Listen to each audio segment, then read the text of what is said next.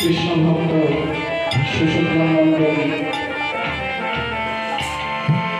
এই আজকের কীর্তন উদয়স্থ হরিনাম সংকীর্তন আপনারা যেমন ভক্তরা নিমন্ত্রিত হয়ে কীর্তন শ্রবণ করতে এসেছে, আমিও এই প্রথম আপনাদের মতো ভক্তের চরণগুলি পাওয়ার জন্য এই আমিনায় ছুটে এসেছি অনেক দূর থেকে।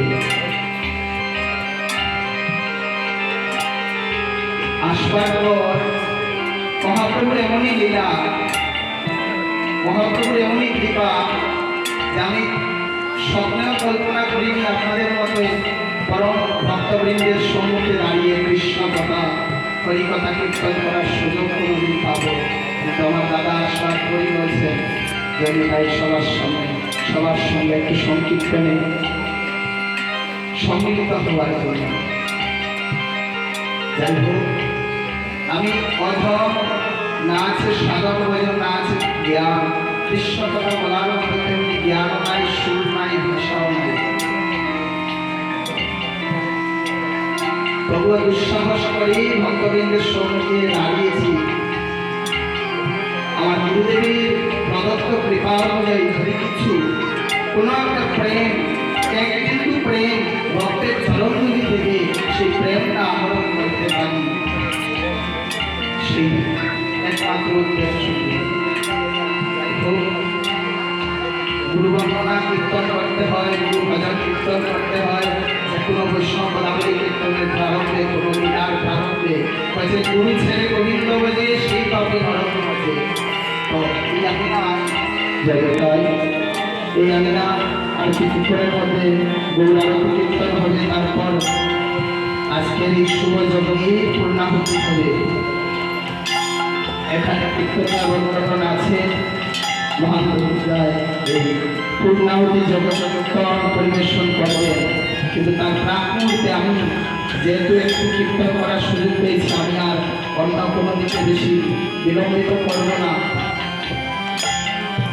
এই জগতে যার কৃপাতে গৌর মিলে তিনি হলেন দয়াল গুরুদেব। বলছেন গুরুর আদি অনাদিশ্য গুরু হি পরম দৈবতম, গুরু হি পরম পরম নাস্তি তস্মৈ শ্রী গুরুদেব নমঃ। অর্থাৎ গুরুদেব আদি, গুরুদেব অনাদি,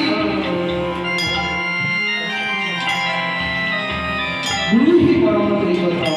তাই আমি ভক্ত সমূহকে যুক্ত করে আমার গুরুদেবের মহিমা, গুরু মহিমা কীর্তন একটু সময় আপনাদের কাছ থেকে সময় চেয়ে নেব।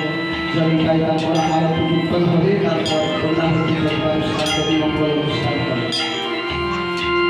এই যে গুরু আর শিষ্যের সম্পর্কটা আমরা মনে করি এই জগতে আমরা যারা গুরুর কাছ থেকে দীক্ষা পেয়েছি, গুরু দীক্ষিত হওয়া মানেই আমি শিষ্য হয়ে গেলাম।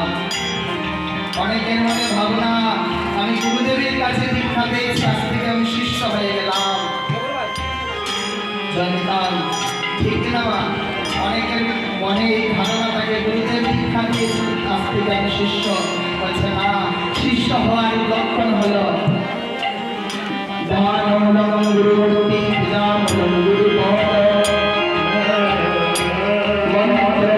গুরু বাক্য সমলম কৃপা।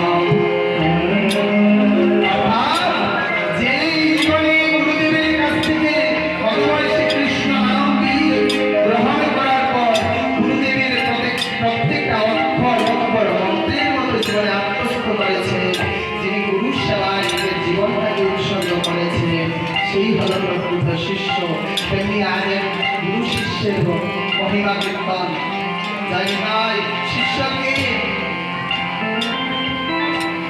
শিষ্য কি করে হওয়া যায়? শাস্ত্রে বলছি গুরুদেব স্বর্গে যান শিষ্যের কারণে। গুরুদেবের স্বর্গে যাওয়ার রাস্তাটা তৈরি করে দেন শিষ্য ভক্ত, গুরুদেব নিজে না। কেননা তারিখটা জলজান্ত শাস্ত্রীয় সিদ্ধান্ত সেই ত্রেতা যুগের রামাবতার, সেই ত্রেতা যুগের রামাবতারে মা রামচন্দ্র মা সীতা এবং লক্ষ্মণ যখন 14 বৎসরের জন্য সেই বনবাসে চলে গেলেন, সেই বনবাসরত অবস্থায় রাবণ এসে রামচন্দ্রের স্ত্রী সীতা দেবীকে হরণ করে নিয়ে গেলেন।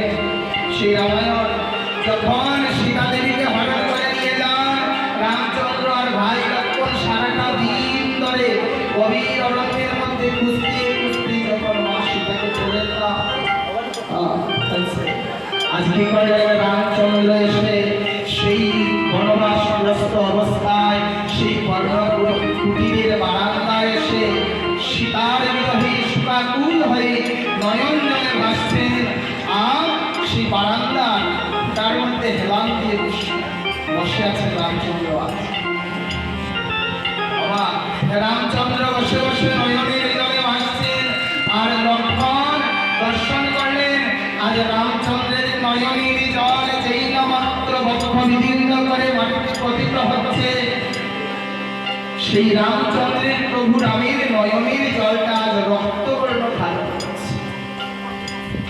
চোখের জল কেমন হয়? জলের রং, কিন্তু আজ দেখা যাচ্ছে